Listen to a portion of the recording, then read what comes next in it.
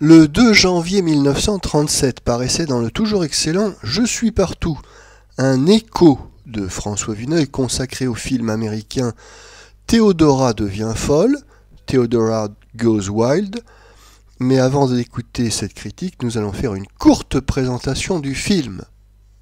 Théodora devient folle, Theodora Goes Wild, un film de 1936 de Richard Bolelowski, avec dans les rôles principaux Irene Dunne, Melvyn Douglas, Thomas Mitchell, Thurston Hall, Elizabeth Risdon.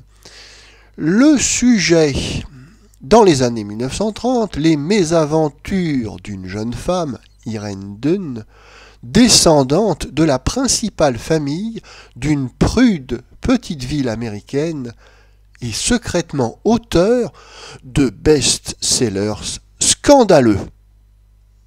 Nous écoutons maintenant la courte critique de François Vuneuil de ce film, texte intégral.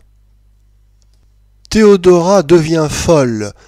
C'est une de ces petites études de mœurs où l'humour n'empêche jamais l'esprit d'observation et que les Américains réussissent mieux que personne. Voyez Mr. Deeds, Godfrey.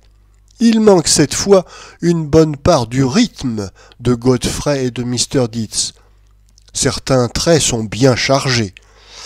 Mais on a, par Irene Dunne, une interprétation d'un rôle de provinciale très fine, échappant à toutes les conventions, presque fatales, en pareil cas.